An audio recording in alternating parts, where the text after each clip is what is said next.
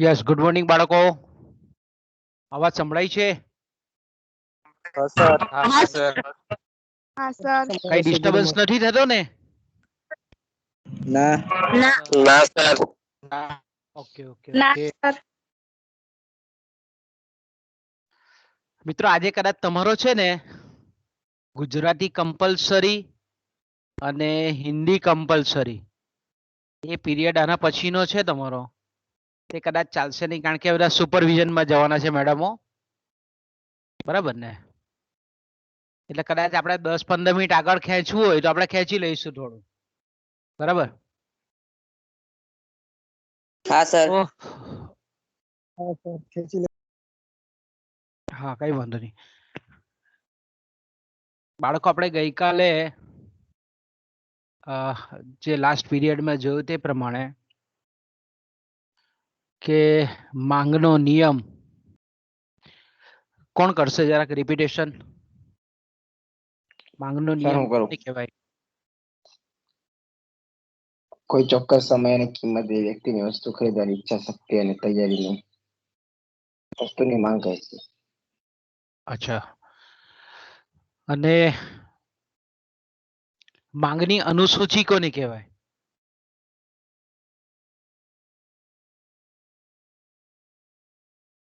માંગની સારણી અથવા તો માંગની અનુસૂચિ કોને કહેવામાં આવે?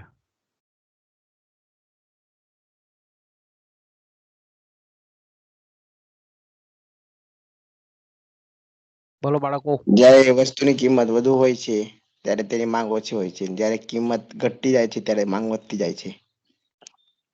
બરાબર, પણ થોડુંક આપણે એ રીતે બોલવું પડે કે વસ્તુની અલગ અલગ કિંમતે વસ્તુની જે અલગ અલગ માંગ છે તેને જ્યારે આપણે એક ટેબલના સ્વરૂપમાં દર્શાવતા હોઈએ તો તેને આપણે માંગની અનુસૂચિ કહીએ છીએ. ઓકે, પછી આપણે જોયું તે પ્રમાણે કે માંગ રેખા જે છે, એટલે કે માંગની જે અનુસૂચિ છે એ માંગની અનુસૂચિના જે અલગ અલગ સંયોજનો છે એને જ્યારે આપણે એક ગ્રાફ પેપર પર, આલેખ પત્ર પર જ્યારે આપણે એને જોડીએ તો આપણને જે રેખા મળે તેને આપણે માંગની રેખા કહીએ છીએ. આકૃતિમાં તમે જોઈ શકો છો કે ડીડી રેખા છે તે માંગની રેખા છે, અને આ માંગની રેખા જે છે તે જમણી બાજુથી ડાબી બાજુ તરફ, એટલે આપણે એમ કહી શકીએ કે એની ડિરેક્શન કેવી છે, એની દિશા કેવી છે, તો કે ભાઈ જમણી બાજુથી ડાબી બાજુ તરફ આપણે ઉપરથી નીચે તરફ ઢળતી હોય છે. તો આપણે એમ કહી શકીએ કે એનો જે ઢળ છે તે કેવો છે? નકારાત્મક ઢળ છે. સોરી, આપણે ડાબી બાજુથી જમણી તરફ, આપણે જો, સોરી મારથી ભૂલ થઈ ગઈ બાળકો, ડાબી બાજુથી જમણી બાજુ. તમે પણ કોઈ બોલતા નથી કે હવે સાહેબ તમે ખોટું બોલો છો મિત્રો? હા, આપણે આ લેફ્ટ હેન્ડ પરથી રાઈટ હેન્ડ પર જઈએ છીએ ને, ડાબી બાજુથી જમણી બાજુ જઈએ, એટલે આપણે એમ કહીએ કે ડાબી બાજુથી જમણી બાજુ તરફ ઉપરથી નીચે તરફ ઢળતી રેખા છે, નકારાત્મક ઢળવાળી રેખા છે. એને આપણે ઋણાત્મક ઢળ પણ કહીએ છીએ, એને આપણે નેગેટિવ સ્લોપ તરીકે પણ ઓળખીએ છીએ. ઓકે, ત્યાર પછી આપણે માંગનો નિયમ જે તર્ક પર કામ કરે છે, માંગનો નિયમ જે કામ કરે છે કે વસ્તુની કિંમત અને વસ્તુની માંગ વચ્ચેનો જે વ્યસ્ત સંબંધ છે, એ જે માંગનો નિયમ જે કામ કરે છે એ એની પાછળનો જે તર્ક છે એ અવેજીની અસર અને આવક અસર, આ બંનેના સમન્વયને લીધે આપણે એમ કહી શકીએ કે વસ્તુની કિંમત ઘટતા વસ્તુની માંગમાં વૃદ્ધિ થાય છે. એટલે આ પ્રકારનો ઉલટસુલટ સંબંધ એ અવેજીની અસર અને આવક અસર એની આપણે ગઈકાલે ચર્ચા કરી ગયા છે કે ભાઈ અવેજીની અસર એ હંમેશા હકારાત્મક હોય છે. આવકની અસર એ હલકી ગુણવત્તાવાળી વસ્તુ હોય તો તેના સંદર્ભમાં એ નકારાત્મક હોય છે, અને ઊંચી ગુણવત્તાવાળી જે વસ્તુઓ છે તેના સંદર્ભમાં આવકની અસર છે તે ધનાત્મક હોય છે, હકારાત્મક હોય છે. તો અવેજીની અસર પણ હકારાત્મક હોય અને આવકની અસર પણ હકારાત્મક હોય તો તેવા સંજોગોમાં આપણે જાણીએ છીએ તે પ્રમાણે કે માંગનો નિયમ કામ કરે છે. જ્યારે આપણે એમ કહીએ કે આ બે પરિસ્થિતિ માંથી કોઈક એક પરિસ્થિતિ નકારાત્મક પરિસ્થિતિ જો પ્રબળ હોય તો તેવા સંજોગોમાં આપણે એમ કહીએ કે માંગનો નિયમ કામ કરતો નથી. પછી આપણે જોયું તે પ્રમાણે કે માંગ રેખાનો ઢળ એ શા માટે નકારાત્મક હોય છે, તો આપણે એની સમજૂતી પણ ગયા પીરિયડમાં આપી. અવેજીની અસર હોવાને લીધે આવકની અસર, પછી સીમાંત ગ્રાહકોનો પ્રવેશ અથવા તો સીમાંત ગ્રાહકોનું બહિર્ગમન થવું, ઘણી બધી અનેકવિધ ઉપયોગમાં આવતી જે વસ્તુઓ છે, આ બધા કારણોસર આપણે એમ કહી શકીએ કે માંગ રેખાનો ઢળ એ નકારાત્મક છે. ડાબી બાજુથી જમણી બાજુ, ઉપરથી નીચે તરફ ઢળતી રેખા છે. પછી આપણે લાસ્ટ પીરિયડમાં માંગના નિયમની ધારણાઓ પણ જોઈ ગયા કે ભાઈ માંગના નિયમની જે ધારણાઓ છે એ જો સંતોષાય, એ જે અનુમાનો છે જેને આપણે શરતો પણ કહીએ છીએ, એ શરતો નું જો પાલન થાય તો જ માંગનો નિયમ કામ કરે છે, અન્યથા માંગનો નિયમ કામ કરતો નથી. તો એ અનુમાનો કે જેને આપણે ધારણાઓ કહીએ છીએ એ પણ આપણે જોઈ ગયા કે ભાઈ ગ્રાહકની આવક એ સ્થિર રહેવી જોઈએ, ગ્રાહકની રુચિ પસંદગી ટેવમાં ફેરફાર થવો જોઈએ નહીં, અવેજી અને વસ્તુના આપણે કહીએ કે અવેજી અને પૂરક વસ્તુના ભાવો પણ એ બદલાવા જોઈએ નહીં, સ્થિર રહેવા જોઈએ. ઓકે, ત્યાર પછી આપણે જે અટકેલા હતા ત્યાંથી આપણે આગળ ચાલુ કરીએ. આજે તો મેં કીધું તેમ કે માંગનો નિયમ ત્યારે જ સાબિત થાય કે જ્યારે માંગના નિયમને સમજાવતી વખતે આપણે જે ધારણાઓ કરીએ છીએ એ ધારણાઓ જો આપણે એમ કહીએ કે પરિપૂર્ણ થાય તો જ તેવા સંજોગોમાં આપણે એમ કહી શકીએ કે માંગનો નિયમ યોગ્ય દિશામાં ગતિ કરે. અથવા તો આપણે એમ કહીએ કે ધારણાઓનું પાલન જો ન થાય તો તેવા સંજોગોમાં આપણે એમ કહી શકીએ કે માંગનો નિયમ એ ઉલટી દિશામાં ગતિ કરે છે. તો જ્યારે આપણે એમ કહીએ કે માંગનો નિયમ આ રીતે ઉલટી દિશામાં ગતિ કરતો હોય, એટલે કે કિંમત વધતા માંગ વધતી હોય અને કિંમત ઘટતા જ્યારે માંગ ઘટતી હોય, તો તેવી પરિસ્થિતિને આપણે માંગના અપવાદો કહીએ છીએ. એને આપણે શું કહીએ છીએ?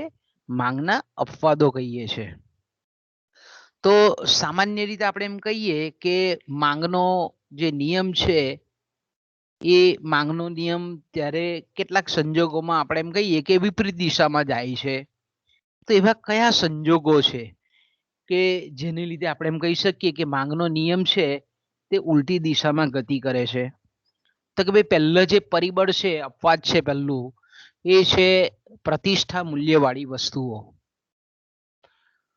ઓકે, એટલે આપણે એમ કહી શકીએ કે ઘણી એવી વસ્તુઓ હોય છે, એટલે ખાસ કરીને મોટે ભાગે આવો જે આપણે આવી જે માનસિકતા જોવા મળે છે તે સમાજનો બહુ શ્રીમંત વર્ગ હોય તેમાં ખાસ કરીને આ પ્રકારની માનસિકતા જોવા મળે છે. માનસિકતા કયા પ્રકારની જોવા મળે છે કે ભાઈ જેમ વસ્તુની કિંમત ઊંચી અથવા તો એ વસ્તુ ખરીદવાથી જો સામાજિક પ્રતિષ્ઠા વધતી હોય, એને લોકો પૂછતા હોય એના ફેમિલીને, તો એવી વસ્તુ જે છે તેને આપણે પ્રતિષ્ઠા મૂલ્યવાળી વસ્તુઓ કહીએ છીએ. કે દાખલા તરીકે આપણે એમ કહીએ કે સચિન તેંડુલકર ભૂતકાળમાં ડબલ સેન્ચુરી મારેલી હોય તેવી બેટ, અથવા તો સચિન તેંડુલકરે વાપરેલી બેટ છે, ગાંધીજી જે ચશ્મા વાપરતા હતા તે ચશ્મા છે, પછી ગાંધીજીની આપણે કહીએ કે લાકડી છે, સરદાર વલ્લભભાઈ પહેરતા હતા તે ખેસ છે, સુભાષચંદ્ર બોઝ જે ટોપી પહેરતા હતા એવી ટોપી છે, ધારો કે કોઈક હીરો કે હિરોઈને અમુક સ્પેશિયલ ફિલ્મોમાં પહેરેલો ડ્રેસ છે, પછી ઇન્ટરનેશનલ આપણે એમ કહીએ કે કોઈક વ્યક્તિ હોય એણે કોઈક વસ્તુ એવી ઉપયોગ કરેલી હોય. એ જ રીતે આપણે એમ કહીએ કે અતિ બહુ મૂલ્યવાન ઘરેણાઓ હોય, અતિશય કિંમતી, જેની અબજો રૂપિયામાં કિંમત અંકાતી હોય, એવા ઘરેણા છે, એવા હીરા છે, એવા મોતી છે, એવી ઝવેરાતો છે, એવી ગાડીઓ પણ છે કે જેની કિંમત આપણે એમ કહીએ કે 5 કરોડ 25 કરોડ 30 કરોડ જેવી છે. તો આપણે એમ કહી શકીએ કે આવી જે વસ્તુઓ છે તે પ્રતિષ્ઠા મૂલ્ય ધરાવતી વસ્તુઓ એને આપણે કહીએ છીએ.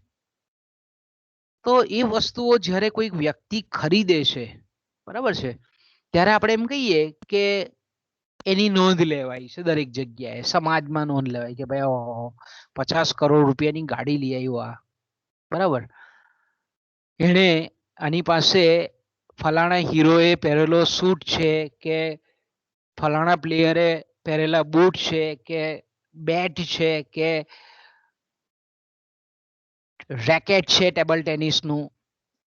તો એનાથી લોકો આપણે એમ કહીએ કે એ વ્યક્તિને અને સમાજમાં એ કુટુંબને લોકો પૂછે કે ઓહો આટલી સરસ આ વ્યક્તિએ વાપરેલી વસ્તુ તમે લઈ આવ્યા. તો એનાથી શું વધે છે, એ વ્યક્તિની માનસિક, જો આ સામાજિક, આની પાછળ મનોવૈજ્ઞાનિક કારણ કામ કરતું હોય છે, પરિબળ કામ કરતું હોય છે, એટલે સામાજિક પ્રતિષ્ઠામાં વધારો થાય છે. બાકી એકચ્યુઅલી એ વસ્તુની કોઈ કિંમત નથી હોતી. એકચ્યુઅલી એ વસ્તુની કિંમત બહુ નોમિનલ હોય, પણ એ વ્યક્તિએ કે પહેરેલી હોય અથવા તો એવી પરિસ્થિતિમાં એ વસ્તુનો ઉપયોગ થયેલો હોય કે દાખલા તરીકે આપણે એમ કહીએ કે બીજા વિશ્વયુદ્ધમાં વપરાયેલી કોઈ ટેન્ક હોય કે કોઈ વાહન હોય, તો આપણે એમ કહી શકીએ કે ભાઈ એ વસ્તુ છે કે એ જે તે પરિસ્થિતિમાં ઉપયોગ થઈ ગયેલો છે, એને લીધે એની વાહવા બોલાય સમાજમાં, એ જેની પાસે એ વ્યક્તિ પાસે હોય તો એને લીધે અશ્વર્યતા વધે. પછી એમ એવું માનવામાં આવે કે ભાઈ આટલી મોટી વસ્તુ અથવા તો કિંમતી વસ્તુ ખરીદે છે, તો તેને લીધે એ વ્યક્તિની કે કુટુંબની પ્રતિષ્ઠા સમાજમાં વધતી હોય છે. તો આવી જે વસ્તુઓ છે કે જેનું પ્રતિષ્ઠા મૂલ્ય ખૂબ ઊંચું છે, એવી વસ્તુઓની કિંમત જેમ વધારે તેમ એમાંથી મળતું પ્રતિષ્ઠા મૂલ્ય વધારે, એમાંથી મળતી ઇજ્જત વધારે, એમાંથી મળતું સન્માન વધારે, એમાંથી મળતું માન વધારે. એટલે આવી વસ્તુઓની કિંમત જેમ વધે તેમ એના ખરીદનારાઓ વધે છે.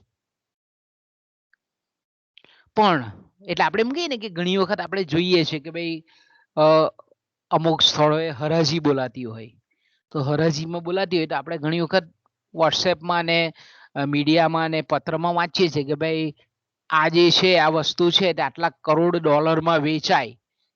એકચ્યુઅલી વસ્તુનું મૂળ કિંમત જોઈએ તો એની વસ્તુની મૂળ કિંમત બહુ નોમિનલ હોય, પણ એ જે તે વ્યક્તિએ કે જે તે સંજોગોમાં કે પરિસ્થિતિમાં વાપરેલું છે એટલે એનું પ્રતિષ્ઠા મૂલ્ય ખૂબ ઊંચું જઈ જાય. એટલે એના જેમ વ્યક્તિ કિંમત વધારે ચૂકવે તેમ એને પોતાનો અહમ જે છે, ઈગો છે, એ સંતોષાય, એનું પ્રતિષ્ઠા મૂલ્ય વધારે એનું વધે છે. એટલે જેમ કિંમત ઊંચી તેમ આવી વસ્તુઓની ખરીદી પણ ઊંચી.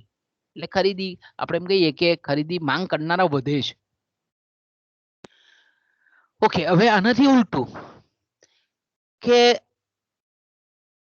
જ્યારે કોઈક વસ્તુ એવી હોય કે ભાઈ સામાન્ય વ્યક્તિ પણ ખરીદી શકતો હોય, બરાબર, જે તે ક્રિકેટરો કે ગમે તેને વાપરેલી હોય, પણ જ્યારે એની કિંમત નીચી હોય ત્યારે આવો જે સમાજનો જે ધનાઢ્ય વર્ગ છે, શ્રીમંત વર્ગ છે, તે એવું માને કે ભાઈ આ તો કોમન મેન પણ ખરીદી શકે એવી છે, એટલે એની ખરીદી કરે નહીં. એટલે કિંમત ઘટાડવા છતાં પણ સામાન્ય વ્યક્તિ ખરીદી શકે છે, એટલે શ્રીમંત વર્ગ એની ખરીદી કરતો હોતો નથી. એટલે આપણે એમ કહીએ કે આવી વસ્તુઓની પ્રતિષ્ઠા મૂલ્ય જેમ ઘટે છે, કિંમત ઘટે છે, તેમ એનું પ્રતિષ્ઠા મૂલ્ય ઘટે છે, એમ ખરીદનારા લોકો પણ ઘટતા જાય છે. એટલે આપણે એમ કહી શકીએ કે પ્રતિષ્ઠા મૂલ્ય ધરાવતી વસ્તુઓના ભાવ વધે તો એના ખરીદનારાઓ વધે, એની કિંમત જો ઘટે તો એના ખરીદનારાઓ પણ ઘટવા પામે છે. તો માંગનો નિયમથી ઉલટું છે આ વસ્તુ. માંગનો નિયમ આપણને શું કહે છે કે જ્યારે વસ્તુની કિંમત વધે છે ત્યારે એની માંગ વધવી જોઈએ, વસ્તુની કિંમત ઘટે છે તો માંગ ઘટવી જોઈએ.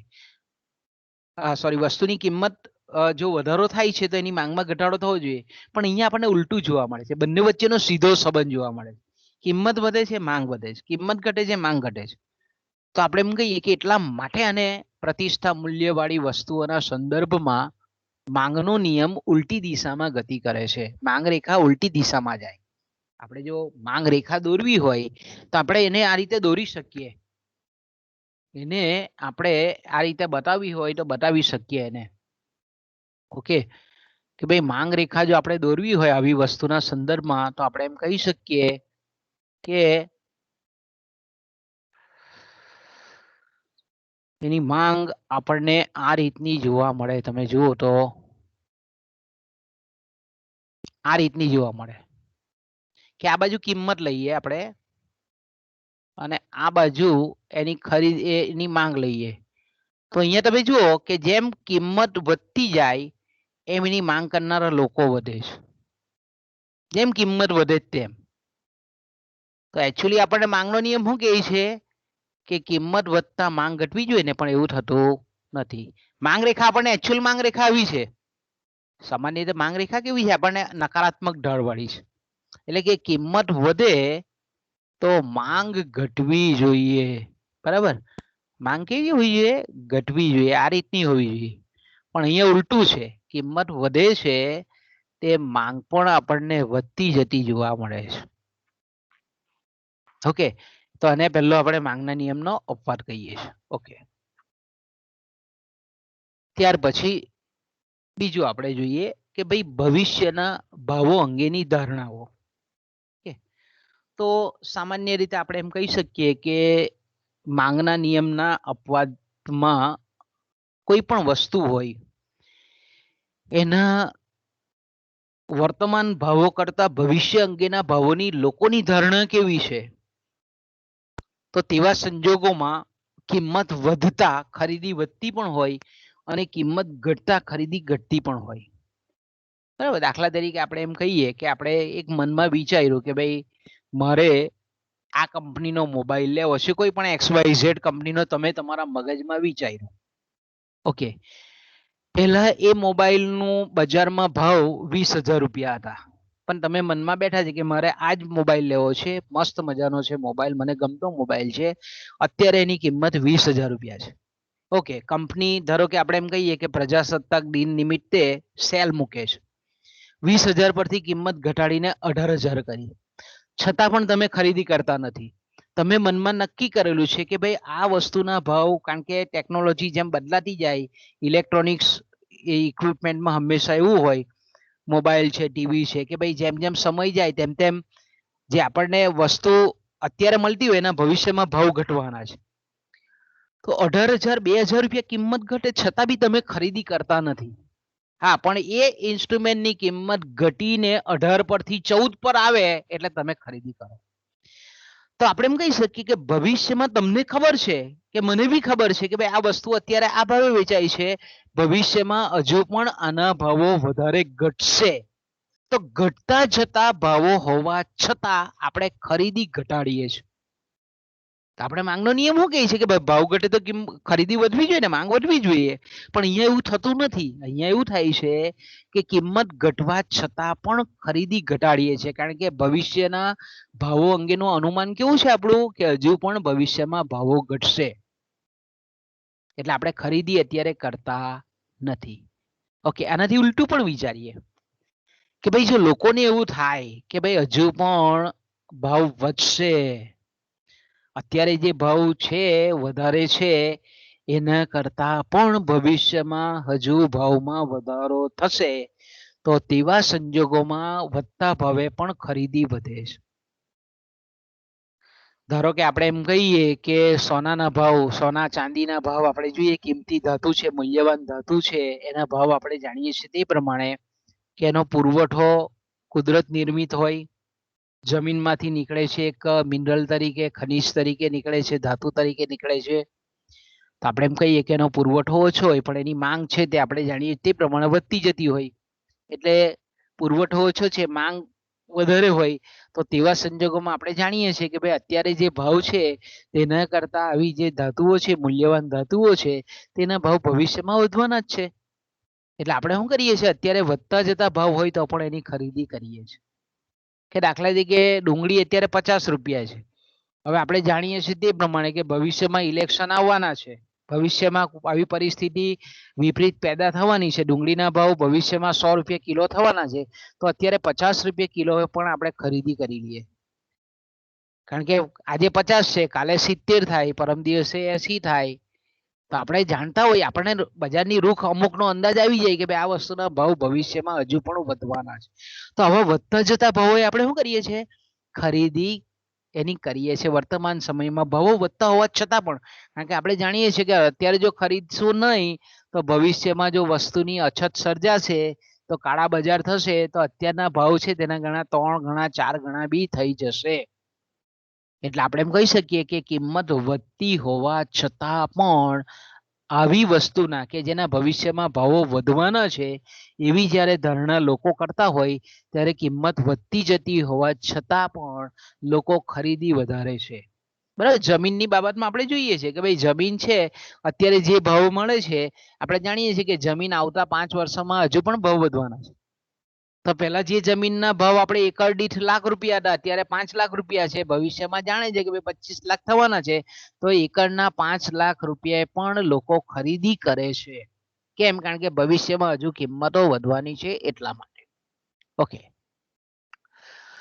ત્રીજો જેને આપણે માંગનો નિયમનો અપવાદ કહીએ છીએ એ છે હલકા પ્રકારની વસ્તુઓ. હલકા પ્રકારની એટલે મેં કીધું હલકી ગુણવત્તાવાળી વસ્તુઓ. કોઈ પણ વસ્તુ હલકા પ્રકારની હોતી નથી પણ એની ગુણવત્તાની ક્વોલિટી થોડીક લોઅર લેવલની હોય આપણે એમ કહીએ.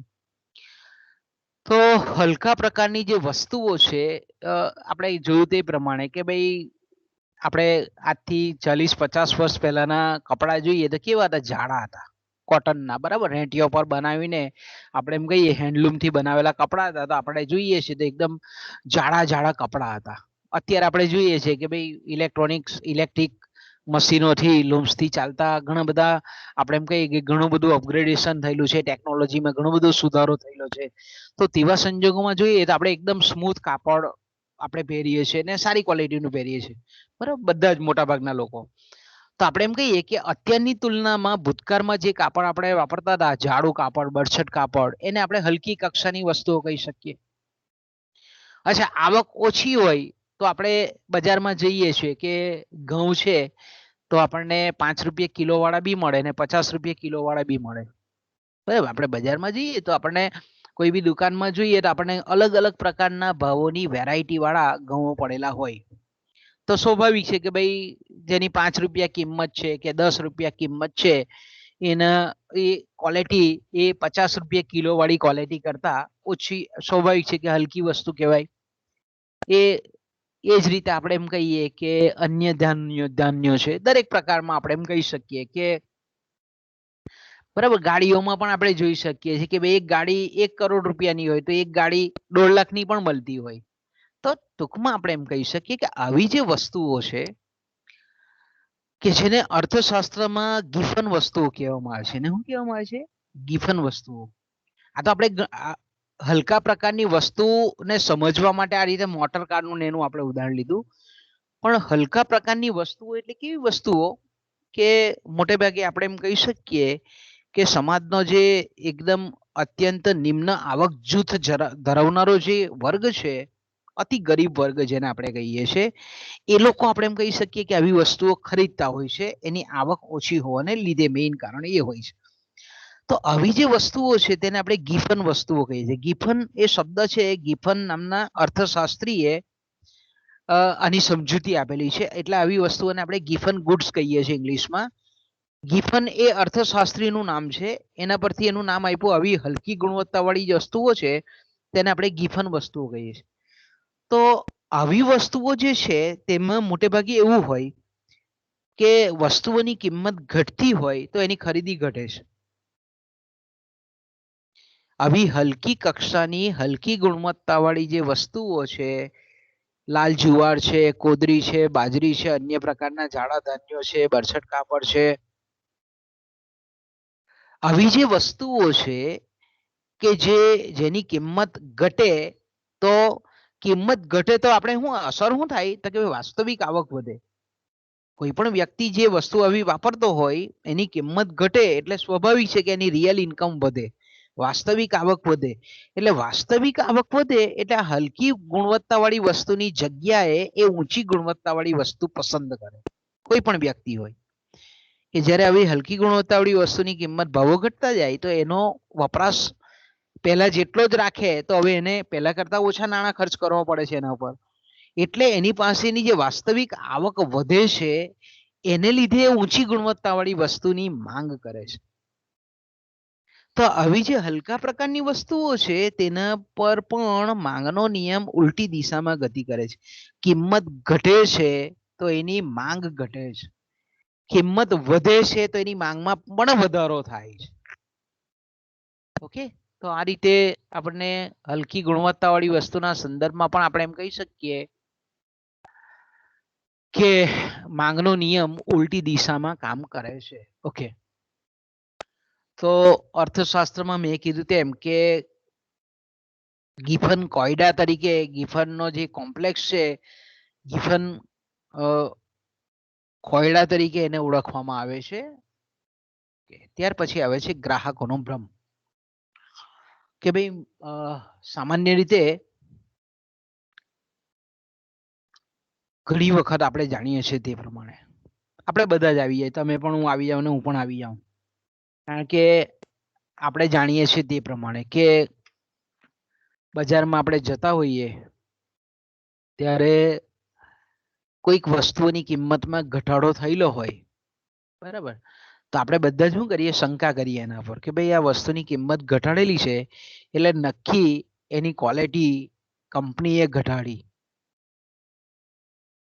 બસ દાખલા તરીકે આપણે એમ કહીએ કે કોઈ ફરસાણ વેચવા વાળો હોય અને ફરસાણ વેચવા વાળો જો 200 રૂપિયા કિલો અત્યાર સુધી કોઈ પર્ટિક્યુલર ફરસાણ વેચતો હોય અને એને જો આપણે એમ કહી શકીએ કે 200 રૂપિયા કિલો પરથી ઘટાડીને કિંમત 100 રૂપિયા કિલો કરી દીધી હોય, તો આપણે શું કરીએ, નક્કી આણે કપાસિયા તેલની જગ્યાએ પામોલીન તેલ નાખ્યું લાગે છે. બરાબર, કોઈ પણ વસ્તુ હોય, એ ટીવી હોય, ફ્રીજ હોય, મોટરસાયકલ હોય કે કોઈ પણ ટકાઉ વપરાશી વસ્તુ હોય કે કોઈ પણ વપરાશી વસ્તુ હોય, નાશવંત વસ્તુ હોય, કે ભાઈ આપણો દૂધવાળો છે દાખલા તરીકે 50 રૂપિયા લીટર આપી જતો હોય ને પછી એને ઓચિંતાના ભાવ ઘટાડી દીધા હોય, તો આપણે શું કરીએ છીએ, 30 રૂપિયા કરી નાખ્યા લીટરના, તો આપણે તરત શંકા વ્યક્ત કરીએ ને કે ભાઈ આને ચોક્કસ હવે પાણી ઉમેરવાનું ચાલુ કર્યું. એટલે સામાન્ય રીતે આપણે એમ કહીએ કે વસ્તુની કિંમત ઘટતી હોય ત્યારે લોકોને માનસિક રીતે એવું લાગે કે આની નક્કી આ વસ્તુની ક્વોલિટી ઘટાડેલી છે, ગુણવત્તા એની બગાડી નાખી છે. એટલે કિંમત ઘટતી હોય ત્યારે ઘણી વખત એની માંગ વધતી નથી પણ ઘટે છે. આપણને એમ લાગે ને કે ભાઈ માંગનો નિયમ એવું કહે છે કે કિંમત ઘટવી જોઈએ તો માંગ વધવી જોઈએ, તો આનાથી ઉલટું આપણને જોવા મળે છે. બરાબર, દાખલા તરીકે ટ્યુશન ક્લાસ હોય, 2 ટ્યુશન ક્લાસ હોય, એક આખા વર્ષની 5000 રૂપિયા ફી લેતો હોય ને બીજો 50000 રૂપિયા ફી લેતો હોય, તો આપણે શું કરીએ કે ભાઈ 5000 વાળો છે એ ધારો કે આપણે કહીએ કે સારામાં સારો ટીચર છે, એ દિલથી ભણાવે છે, સારામાં સારું ભણાવે છે, પણ આપણને મનમાં શું શંકા થાય કે સાલો 5000 રૂપિયા ફી લે છે તો એ હું ભણાવીને ઊંધો પડી જવાનો, પેલો 50000 રૂપિયા લેતો હશે તે કંઈક સારું આપશે. વાસ્તવમાં ધારો કે આપણે એમ કહી શકીએ કે 50000 રૂપિયા ખાલી ફી ખંખેરવા માટે જ ઊંચી લેતો હોય, ટીચર ક્વોલિટી વાઇઝ સારો નથી ધારો કે, તો પણ આપણે મન શું થાય છે કે ભાઈ ફી ઓછી છે એટલે નક્કી આમાં કઈ મજા હશે નહીં. જેમ વધારે આપણે એમ કહીએ ને કે ઘણી વખત આપણને કંપનીઓ છેતરવા માટે બી એવું કરે કે ભાઈ કિંમત એ જ વસ્તુ હોય, ગુણવત્તા બી એ જ હોય, પણ કિંમત વધારીને સીધી ડબલ કરી નાખે એટલે આપણને એમ લાગે કે ના હવે ક્વોલિટી એને સુધારી લાગે છે. મોટે ભાગે આ બાઇકોમાં જોઈએ છે આપણે, એનું એન્જિન સેમ જ હોય પણ બહારનો થોડો દેખાવ કરી અને કિંમત વધારીને સીધી 25-30 હજાર રૂપિયા વધારી દે, તો આપણને એમ લાગે કે ભાઈ આની કિંમત વધી એટલે પહેલા કરતા આ વસ્તુ આ બાઇક છે તેની ક્વોલિટી સુધરી લાગે છે.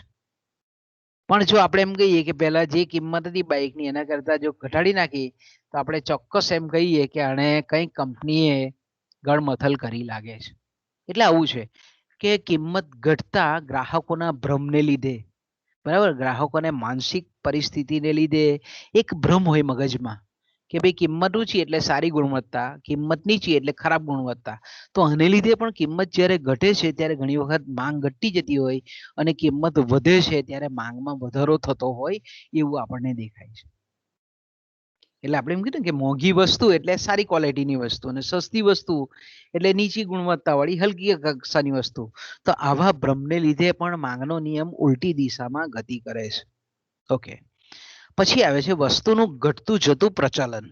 ઓકે, વસ્તુનું ઘટતું જતું પ્રચલન એટલે શું કે ભાઈ ઘણી વસ્તુઓ આપણે જાણીએ છીએ તે પ્રમાણે કે જેમ જેમ સમય પસાર થતો જાય તેમ તેમ એ ચલણમાંથી નીકળતી જાય. એનું જે પહેલા ચલણ હતું એ ઓછું થતું જાય. કે ભાઈ દાખલા તરીકે આપણે પહેલાથી 30-40 વર્ષ પહેલાની વાત કરીએ તો કેરોસીનથી ચાલતા પેલા ફાનસ હતા, બરાબર. કેરોસીનથી ચાલતા આપણે એમ કહીએ કે ઘર ઘરમાં પ્રાઇમસ હતા, લાકડાથી બાળતા ચૂલાઓ હતા. આપણે આજે જોઈ શકીએ છીએ કે ભાઈ સમય જેમ બદલાયો, આર્થિક વિકાસ થયો, આર્થિક વૃદ્ધિ થઈ, ટેકનોલોજીમાં પ્રગતિ થઈ, આર્થિક પ્રગતિ થઈ, એને લીધે આપણે એમ કહીએ કે ઘણી બધી વસ્તુઓ જે ભૂતકાળમાં આપણે વાપરતા હતા એ અત્યારે આપણે નથી વાપરતા. તો આવી વસ્તુઓની કિંમત ઘટે છતાં બી માંગ ઘટે. હવે ફાનસ છે તો પહેલા આપણે એમ કહીએ કે ફાનસની કિંમત 100 રૂપિયાની હતી. આજે તમને 10 રૂપિયામાં બી આપે ફાનસ, એ જ ફાનસ, તો આપણે ના પાડીએ કે ભાઈ હવે કઈ એનો જમાનો ગયો ભાઈ. આપણે વ્યવહારિક ભાષામાં વાત કરીએ ને કે ભાઈ હવે બધી આ જૂની જમાનાની વસ્તુ થઈ ગઈ. તો આવી વસ્તુઓનું કે જે પ્રચલન એક બાજુથી ચાલ્યું ગયું, એવી વસ્તુઓ પહેલા આપણે કોટનના મોજા પહેરતા હતા. આજે આપણે પોલિસ્ટર અને નાયલોનના ને અલગ અલગ રેયોનના ને ભલભલા મટીરિયલના આપણને પગમાં પહેરવાના, હાથમાં પહેરવાના મોજા મળી રહે છે. તો આપણે એમ કહીએ કે સુતરાઉ મોજાનું પ્રચલન ઘટી ગયું. એ જ રીતે આપણે એમ કહીએ કે ભાઈ પહેલા સાયકલની આપણે એમ કહીએ કે સાયકલ લોકો બહુ વાપરતા હતા, અત્યારે ધીરે ધીરે સાયકલ પણ ધીરે ધીરે નીકળવા માંડી. એ જ રીતે આપણે જોઈએ છીએ કે પહેલા રેડિયોનું ચલણ હતું, હવે રેડિયો કોઈ મોટે ભાગે વાપરતા નથી. તો આવી વસ્તુ ગમે તેટલી સસ્તી થાય છતાં પણ આપણે એની ખરીદી કરતા નથી. તો આવી વસ્તુઓ કે જે એક વખત પ્રચલનમાં હતી પણ અત્યારે જો નીકળી ગઈ હોય તો તેવી વસ્તુના સંદર્ભમાં પણ વસ્તુની કિંમત ઘટાડવા છતાં એની માંગ ઘટતી નથી. કિંમત ઘટાડવા છતાં પણ એની માંગમાં વધારો થતો નથી, માંગ ઘટે છે. એટલે આપણે એમ કહીએ કે માંગનો નિયમ ઉલટો જાય છે. કિંમત ઘટે છે તો માંગમાં ઘટાડો થાય છે. ઓકે, ત્યાર પછી આપણે આગળનો જે આપણો ટોપિક છે ખાસ કરીને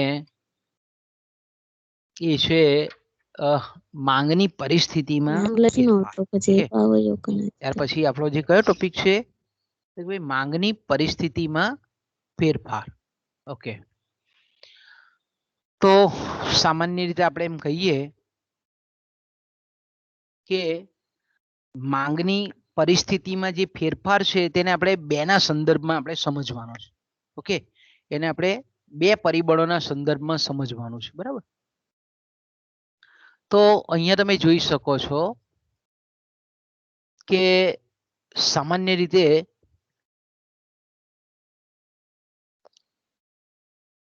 એક જ મિનિટ, જરાક તમારી એટેન્ડન્સ હું ડાઉનલોડ કરી લઉં. ઓકે, પાછા જઈએ આપણે કામ આપણા એના પર. તો સામાન્ય રીતે મેં કીધું તેમ કે પરિસ્થિતિ, માંગની પરિસ્થિતિમાં એટલે સિચ્યુએશન ઓફ ડિમાન્ડ જે ચેન્જ થાય છે, પરિવર્તન થાય છે, ફેરફાર થાય છે, એને આપણે બે કોન્ટેક્સ્ટમાં સમજાવીએ છીએ, બે સંદર્ભથી સમજાવીએ છીએ. એક તો છે માંગમાં વધારો અને માંગમાં ઘટાડો. ઓકે, પછી આવે છે માંગ વિસ્તરણ અને માંગ સંકોચન. ઓકે, માંગ વિસ્તરણ અને માંગ સંકોચન. ઓકે, આ બે આપણે સમજાવવાના છે. તો મિત્રો અહીંયા તમે જોઈ શકો છો કે આ બે વખતે બેઝિકલી તમારે જે મગજમાં યાદ રાખવાનું છે તે, બરાબર. માંગને અસર કરતા ઘણા બધા પરિબળો છે. આના પછીનો ટોપિક છે, આપણે એ ત્યારે પણ જોઈશું. પણ માંગને અસર કરતા પરિબળો કયા કયા છે? પહેલું પરિબળ છે ગ્રાહકની આવક. ઓકે, બીજું પરિબળ છે વસ્તુની કિંમત. ત્રીજું પરિબળ છે અવેજી અને પૂરક વસ્તુઓના ભાવો. ચોથું પરિબળ છે વિજ્ઞાપન ખર્ચ. પાંચમું પરિબળ છે ગ્રાહકની રુચિ, પસંદગી, ટેવ, ફેશન. છઠ્ઠું પરિબળ છે વસ્તી અને તેની વહેંચણી. સાતમું પરિબળ છે રાષ્ટ્રીય આવક અને તેની વહેંચણી. આઠમું પરિબળ છે દેખાદેખીની અસર. નવમું પરિબળ છે ધિરાણની સવલતો. આવા ઘણા બધા પરિબળો કે જે વસ્તુની માંગને અસર કરે છે. ઓકે, તો અહીંયા તમારે યાદ શું રાખવાનું છે? માંગને અસર કરે છે એટલે હું માંગને નક્કી કરે છે, માંગને નિર્ધારિત કરે છે, માંગ નિર્ણાયક પરિબળો છે, તમે કોઈ પણ શબ્દ પ્રયોગ વાપરી શકો એના માટે. અસર કરે છે એટલે મતલબ શું થાય કે માંગની પરિસ્થિતિમાં ફેરફાર લાવી શકે છે, માંગમાં વધારો કે ઘટાડો કરી શકે છે. તો આપણે એમ કહીએ કે માંગની પરિસ્થિતિમાં જે ફેરફાર થાય છે એને આપણે બે દ્રષ્ટિકોણથી સમજવાના છે. પહેલો દ્રષ્ટિકોણ આપણે એવો સમજવાનો છે કે વસ્તુની કિંમત સિવાયના માંગને અસર કરતા જે કંઈ પણ પરિબળો છે એ સ્થિર રહે છે, માત્ર કિંમતમાં ફેરફાર થાય છે. ફરી પાછું, માંગની પરિસ્થિતિમાં જે ફેરફાર થાય છે એને આપણે બે દ્રષ્ટિકોણથી, બે અભિગમથી સમજવાના છે. પહેલા અભિગમમાં આપણે એવું સમજવાનું છે કે માંગને, કોઈ પણ વસ્તુની માંગને અસર કરતા જેટલા પણ પરિબળો છે એમાં માત્ર ને માત્ર કિંમતમાં ફેરફાર થાય છે, અન્ય પરિબળોમાં ફેરફાર થતો નથી. અન્ય પરિબળો સ્થિર રહે છે, માત્ર વસ્તુની કિંમતમાં ફેરફાર થાય છે. તો આપણે એમ કહીએ કે માંગને અસર કરતા કિંમત સિવાયના પરિબળોમાં જ્યારે આપણે એમ કહીએ કે સ્થિરતા હોય પણ વસ્તુની કિંમતમાં જ ફેરફાર થતો હોય અને તેને લીધે જ જો માંગમાં વધારો થતો હોય તો તેને આપણે માંગ વિસ્તરણ કહીએ છીએ. અને કિંમતમાં આપણે એમ કહીએ કે ફેરફાર થાય અને પરિણામ સ્વરૂપ જો માંગમાં ઘટાડો થતો હોય તો તેને આપણે માંગ સંકોચન કહીએ છીએ. ફરી પાછું, વસ્તુની માંગને અસર કરતા કિંમત સિવાયના પરિબળો જ્યારે યથાવત રહેતા હોય ત્યારે વસ્તુની કિંમત વધતા માંગમાં જે હ્રાસ થાય છે, ઘટાડો થાય છે, કોન્ટ્રાડિક્શન થાય છે, સંકોચન થાય છે, તેને આપણે માંગનું સંકોચન કહીએ છીએ. કોઈ પણ વસ્તુની માંગને અસર કરતા કિંમત સિવાયના પરિબળો જ્યારે યથાવત રહેતા હોય છે ત્યારે વસ્તુની કિંમતમાં જો ઘટાડો થાય અને તેને પરિણામ સ્વરૂપ જ્યારે માંગમાં વધારો થતો હોય તો તેવી પરિસ્થિતિને માંગનું વિસ્તરણ તરીકે ઓળખવામાં આવે છે. અહીંયા વસ્તુની કિંમત અને માંગ વચ્ચેનો સંબંધ તો આપણને ઉલટો દેખાય જ છે, પણ માત્ર અને માત્ર ઉલટો સંબંધ કોના પરિપ્રેક્ષ્યમાં આપણે જોવાનો છે તો કે વસ્તુની કિંમતના સંદર્ભમાં જોવાનો છે. વસ્તુની કિંમતમાં થતા ફેરફારને લીધે વસ્તુના આપણે એમ કહીએ કે વસ્તુની કિંમતમાં જો ઘટાડો થાય અને માંગમાં જો વૃદ્ધિ થાય તો તેને આપણે માંગ વિસ્તરણ કહીએ છીએ. વસ્તુની કિંમતમાં ઘટાડો થાય અને માંગમાં જે વૃદ્ધિ વસ્તુની કિંમતમાં જો વધારો થાય અને માંગમાં જે ઘટાડો થાય તો તેને આપણે માંગ સંકોચન તરીકે ઓળખીએ છીએ. ઓકે, અહીંયા આપણે મેં કીધું તેમ કે કિંમત સિવાયના અન્ય પરિબળો આપણે સ્થિર માપી લઈએ છીએ, માની લઈએ છીએ. ઓકે, તો અહીંયા તમે જોઈ શકો છો કઈ મિનિટ કે ધારો કે આપણે સપોઝ ઓકે, ધારો કે અહીંયા આપણે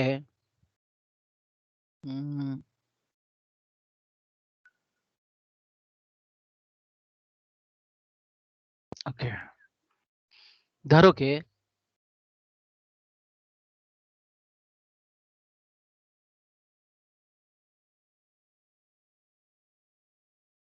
ઓકે, આ આપણી છે માંગ રેખા. ઓકે, આ શું છે? આપણી માંગ રેખા છે. ઓકે, ધારો કે હવે આપણે એમ કહીએ કે વસ્તુની કિંમત આપણે એમ કહીએ કે ધારો કે 10 રૂપિયા છે. ઓકે, વસ્તુની કિંમત કેટલી છે? ધારો કે આપણે એમ કહીએ કે 10 રૂપિયા છે. ઓકે, અહીંયા આપણે માંગ લઈએ x અક્ષ પર, અહીંયા આપણે y અક્ષ પર કિંમત લઈએ છે. y અક્ષ છે આપણો, ધારો કે આપણે આ y અક્ષ છે. તો અહીંયા ધારો કે મેં કીધું તેમ કે વસ્તુની કિંમત ધારો કે 10 રૂપિયા છે. ઓકે, હવે ધારો કે આપણે એમ કહીએ કે 10 રૂપિયાની કિંમતે ગ્રાહક ધારો કે 100 એકમની ખરીદી કરે છે, માંગ કરે છે. ઓકે, હવે આપણે કીધું તે પ્રમાણે કે કિંમત માંગને આ જે વસ્તુ છે આપણે કોઈ પણ એક્સ વસ્તુ ધરી લઈએ આ એક્સ વસ્તુ છે તેની માંગને અસર કરતા અન્ય પરિબળો બધા સ્થિર રહે છે બરાબર અને અસર કરતા પરિબળો સ્થિર રહે છે માત્ર કિંમતમાં જ ફેરફાર થાય છે ઓકે તો અહીંયા આપણે એમ કહીએ છીએ કે ધારો કે કિંમત 10 રૂપિયા હતી હવે ઘટીને 5 રૂપિયા થઈ ઓકે ધારો કે આપણે એમ કહીએ કે કિંમત ઘટીને 5 રૂપિયા થઈ તો અહીંયા તમે જોઈ શકો છો કે કિંમત આપણે ઘટાડી દીધી હવે માંગ વધીને કેટલી થઈ તો કે ધારો કે 300 એકમ જેટલી થઈ ઓકે તો અહીંયા તમે જોવો છો કે પહેલા 10 રૂપિયાની કિંમત હતી ત્યારે એક્સ વસ્તુના 100 એકમ ગ્રાહક ખરીદતો હતો હવે એની કિંમત ઘટીને 5 રૂપિયા થઈ ગઈ તો હવે 300 આપણે એમ કહી શકીએ કે 300 એકમ એ ખરીદે છે તો આપણે એમ કહીએ કે આની જે ખરીદી વધી 100 પરથી વધીને 300 થઈ તો આને આપણે કહીએ છીએ માંગ વિસ્તરણ અને શું કહીએ છીએ આપણે માંગનું વિસ્તરણ કહીએ છીએ કે વસ્તુની કિંમતમાં ઘટાડો થાય છે વસ્તુની માંગ 100 પરથી વધીને 300 થાય છે તો અહીંયા માંગનું એક્સપાન્શન થયું કહેવાય માંગનું જે બિંદુ છે તે પહેલા ધારો કે આ એ બિંદુ હતું હવે એ માંગનું બિંદુ બદલાઈને બી બિંદુ આવ્યું ઓકે હવે આનાથી ઉલટું વિચારીએ આપણે પાછું ધારો કે બજારમાં પરિસ્થિતિ આપણે જાણીએ છીએ તે પ્રમાણે બદલાયા કરતી હોય છે બરાબર કિંમત વસ્તુની કિંમતમાં વધઘટ થયા કરતી હોય તો હવે ધારો કે કિંમત છે તો ધારો કે વધી આ એક્સ વસ્તુ છે તેની કિંમત વધી અહીંયા ધારો કે આપણે કહીએ કે 15 રૂપિયા થઈ એની કિંમત ધારો કે વધીને 15 રૂપિયા થઈ તો અહીંયા આપણે જોઈએ છે કે એની માંગ ઘટીને 50 એકમ જેટલી થઈ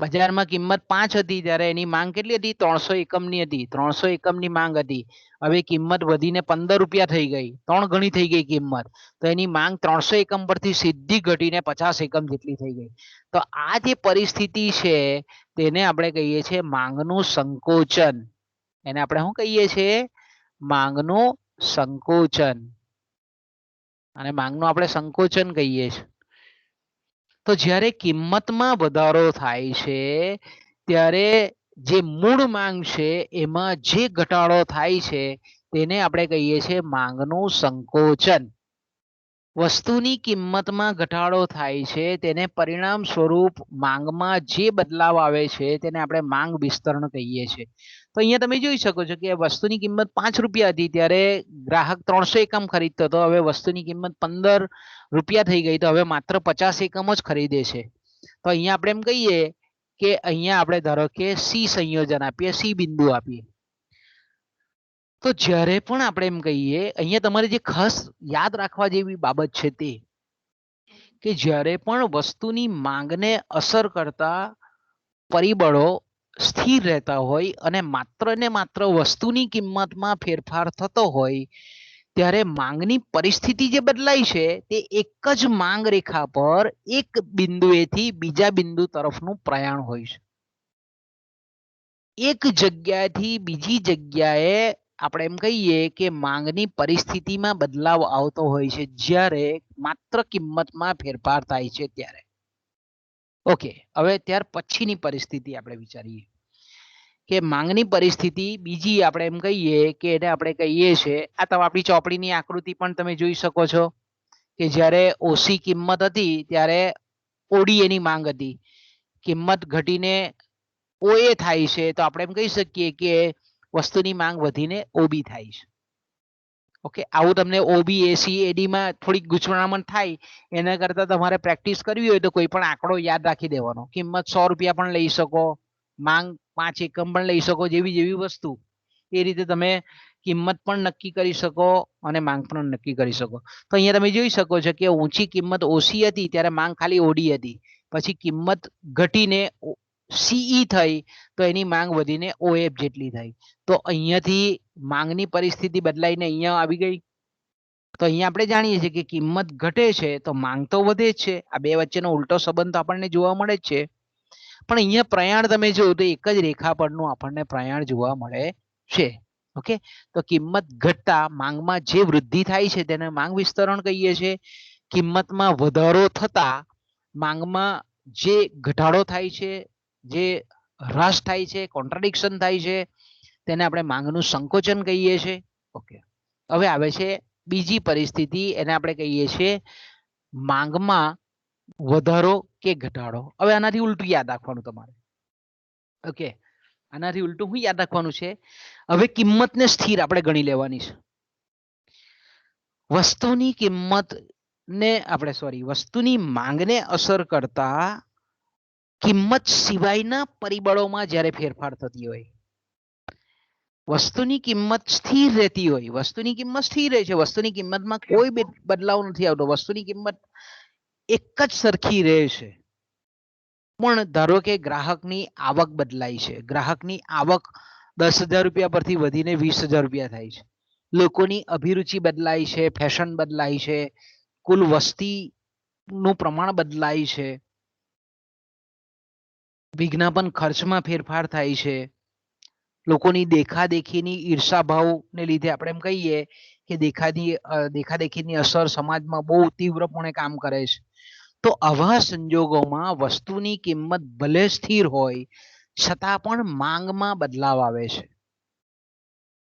તો આપણે એમ કહી શકીએ કે વસ્તુની કિંમત સિવાયના માંગને અસર કરતા કોઈ પણ પરિબળોમાં, ઘણી વખત એક અથવા વધારે પરિબળોમાં પણ ફેરફાર થતો હોય, તો તેને લીધે માંગની પરિસ્થિતિમાં જે બદલાવ આવે તેને આપણે માંગ વધારો કે માંગ ઘટાડો કહીએ છીએ.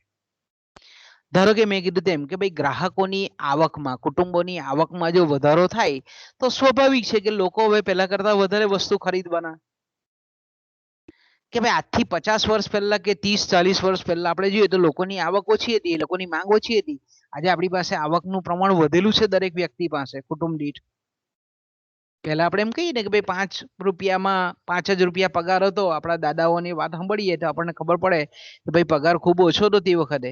અત્યારે દરેક લોકોની આવક વધેલી છે. તો આવક વધેલી છે એટલે સ્વાભાવિક છે કે પહેલા સાદું જીવન હતું, અત્યારે આપણે જાણીએ છીએ કે આવકમાં વધારો થયો છે એટલે આપણું જીવન સુખ સગવડ ભર્યું બન્યું, જીવન ધોરણ ઊંચું આવ્યું એટલે આપણે માંગ પણ વધેલી છે. તો આપણે ગ્રાહકની આવક, કુટુંબની આવકમાં જો વધારો થાય, માથાદીઠ આવકમાં વધારો થાય, તો આપણે એમ કહી શકીએ કે માંગ જે છે તેની પરિસ્થિતિમાં બદલાવ આવે, માંગમાં વધારો થાય. એનાથી ઉલટું પણ વિચારીએ આપણે કે ભાઈ ગ્રાહકની આવક ઘણા સંજોગોમાં ઘટતી પણ હોય, તો તેવા સંજોગોમાં આપણે એમ કહી શકીએ કે ભાઈ ગ્રાહકની આવક ઘટે. અત્યારે આપણે જોઈએ છીએ કે વેપારીઓ છે, ખેડૂતો છે કે ભાઈ 9 મહિના બધું આર્થિક તંત્ર આખું ખોળવાઈ ગયું આ મહામારીને લીધે. તો આપણે જોઈ શકીએ છીએ કે ખેડૂતોની આવક ઘટેલી છે, વેપારીઓની આવક ઘટેલી છે, ધંધાદારી વ્યક્તિઓની આવક ઘટેલી છે, તો એ લોકોની માંગ ઓછી છે. તો આવું પણ થાય તો કે ગ્રાહકની આવકમાં જો વધારો થાય તો તેને પરિણામ સ્વરૂપ આપણે એમ કહી શકીએ કે વસ્તુની માંગમાં જો વધારો થતો હોય તો તેને આપણે માંગ વધારો કહીએ છીએ. એ સિવાય ગ્રાહકની આવક સિવાયના પણ મેં કીધું તેમ કે ઘણા બધા પરિબળો છે કે વસ્તુની માંગને અસર કરે છે. તો ઘણી વખત આપણે જાણીએ છીએ તે પ્રમાણે કે ધારો કે આપણે એમ કહીએ કે માંગને અસર કરતા પરિબળો વિપરીત દિશામાં જતા હોય, તો તેવા સંજોગોમાં આપણે એમ કહી શકીએ કે માંગમાં ઘટાડો પણ આપણને જોવા મળે છે. ઓકે, એને તમે આ રીતે આકૃતિમાં દર્શાવી શકો. ધારો કે આપણે માની લઈએ કે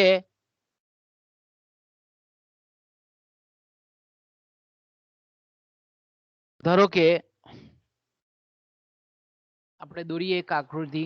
ધારો કે સોરી,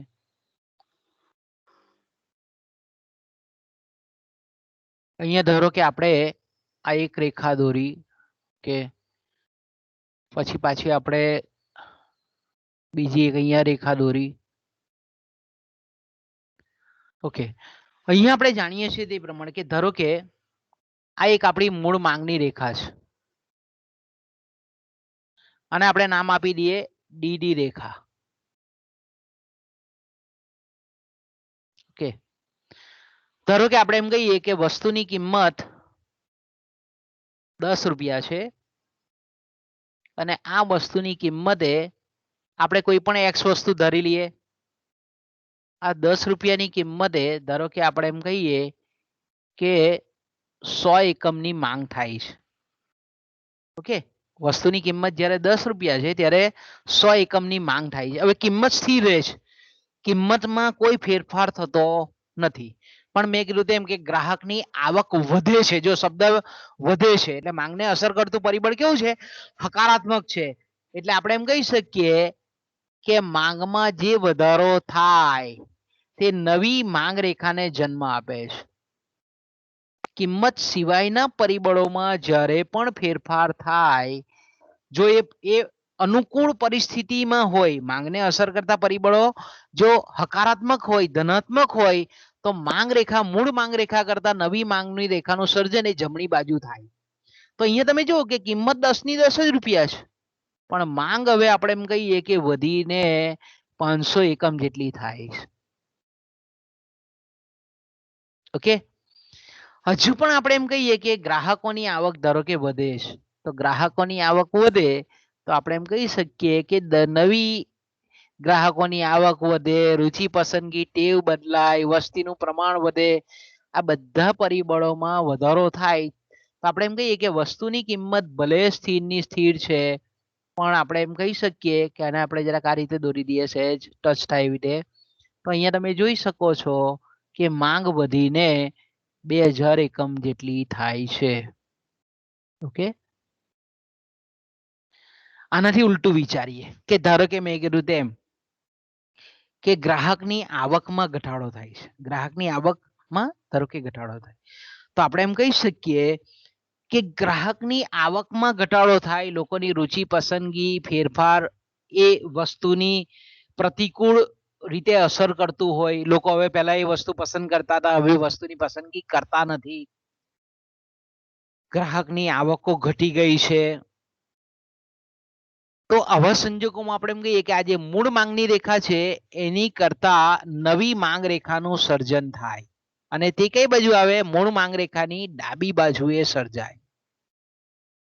તો આવા સંજોગોમાં આપણે એમ કહીએ કે વસ્તુની કિંમત ધારો કે 10 જ રૂપિયા છે, પણ માંગ ઘટીને પહેલા જે આપણે એમ કહીએ કે 2000 એકમ હતી, હવે ઘટીને ધારો કે 50 એકમ જેટલી જ થઈ છે. કેટલી થઈ છે? 50 એકમ જેટલી જ થઈ છે. અહીંયા 500 નહીં આવશે, અહીંયા 50 એકમ. ઓકે, ટૂંકમાં તમારે જે મગજમાં યાદ રાખવાનું છે તે એવું યાદ રાખવાનું છે મિત્રો કે જ્યારે પણ કિંમત સ્થિર હોય, બરાબર, વસ્તુની કિંમત જો સ્થિર હોય પણ માંગને અસર કરતા અન્ય જો પરિબળોમાં યોગ્ય દિશામાં, હકારાત્મક દિશામાં, અનુકૂળ દિશામાં જો ફેરફાર થતો હોય તો મૂળ માંગ રેખાની જમણી બાજુ નવી માંગ રેખા સર્જાય. પણ જો આપણે એમ કહીએ કે માંગને અસર કરતા કિંમત સિવાયના પરિબળો જો પ્રતિકૂળ દિશામાં હોય તો આપણે એમ કહીએ કે નવી માંગ રેખાનું જે સર્જન થાય છે તે આપણને એની ડાબી બાજુ તરફ જાય છે, એટલે માંગ અહીંયા ઘટાડો થાય છે. તો ટૂંકમાં આપણે એમ કહીએ કે માંગ વધારો ઘટાડોમાં એક જ માંગ રેખા પરથી એક જ માંગ રેખા પર એક બિંદુથી બીજી બિંદુ તરફનું પ્રયાણ નથી, પણ જ્યારે કિંમત સ્થિર રહેતી હોય અને માંગને અસર કરતા અન્ય પરિબળોમાં જ્યારે બદલાવ આવતો હોય તેને પરિણામ સ્વરૂપ જ્યારે વસ્તુની માંગમાં જે ફેરફાર થાય છે એને લીધે નવી માંગ રેખાનું સર્જન થાય છે, નવી માંગ રેખા સર્જાય છે. ક્યાં તો એ ડાબી બાજુ પણ હોઈ શકે મૂળ માંગ રેખા કરતા, ક્યાં તો જમણી બાજુએ પણ હોઈ શકે. તો આવી જે પરિસ્થિતિ છે તેને આપણે કહીએ છીએ માંગ વધારો. જો આપણે એમ કહીએ કે અનુકૂળ દિશામાં હોય તો માંગમાં વધારો થાય, એટલે જે ગ્રાહક છે તેની ખરીદી છે તે એક માંગ રેખા પરથી શિફ્ટ થઈને બીજી બાજુ જાય. જો હકારાત્મક હોય તો, અનુકૂળ દિશામાં હોય તો, પણ પ્રતિકૂળ દિશામાં હોય તો ઉલટી દિશામાં આપણે એમ કહીએ કે માંગમાં ઘટાડો પણ થતો આપણને જોવા મળે છે.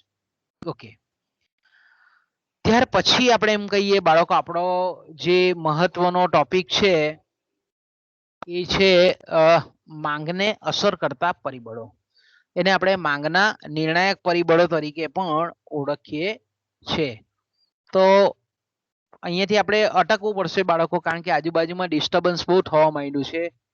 કઈ ડ્રીલ મશીનો ચાલુ થયા છે એટલે આપણે અટકીએ અહીંયાથી બરાબર કાલે જોઈશું આપણે અને હા કાલે રવિવાર છે બરાબર ને ચાલો રવિવારે તમે તૈયાર છો વિલિંગ કેવું છે પીરિયડ ભરવા હા સર તૈયાર હા આજે મને અનુકૂળતા હશે તો હું ટાઈમ ટેબલ ગોઠવીશ બરાબર ને હા સર સર અનુકૂળ હશે તો હા મને ઓકે હા, કઈક સર. વળી ઓકે, કામ સર. બહાર જવાનું થઈ જાય તો સર. કદાચ બરાબર ઓકે સર એટલે મતલબમાં તમારે જોતા રહેવાનું સર. ઓકે અહીંયાથી અટકીએ બાળકો આપણે હા